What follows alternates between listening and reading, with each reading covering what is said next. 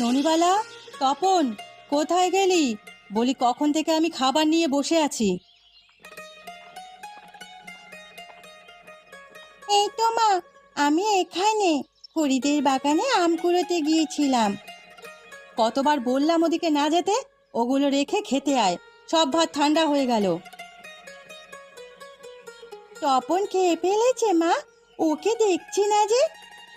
না, ও খায়নি। সেই সকাল থেকে ছেলেটার কোনো খোঁজ নেই, কোথায় যে গেল। ওই তো তপন আসছে। কোথায় ছিলি বাদর?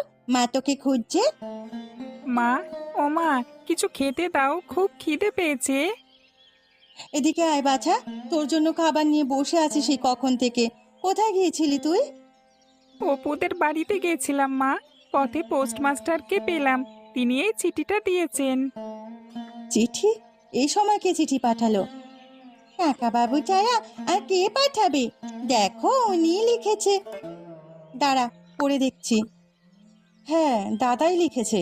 ইন্দুবালা আর বাবলু আসছে আমাদের বাড়িতে, সে নিয়ে লিখলো।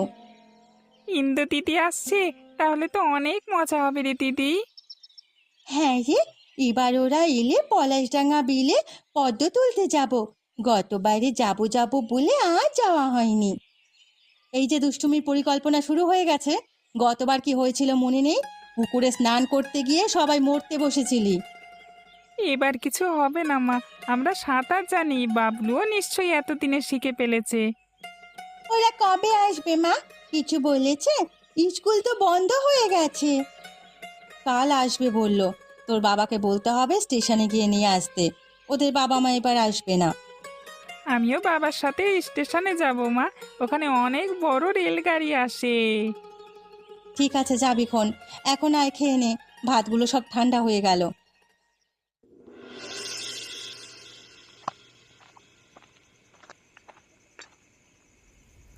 গিন্নি, বাজারগুলো নাও।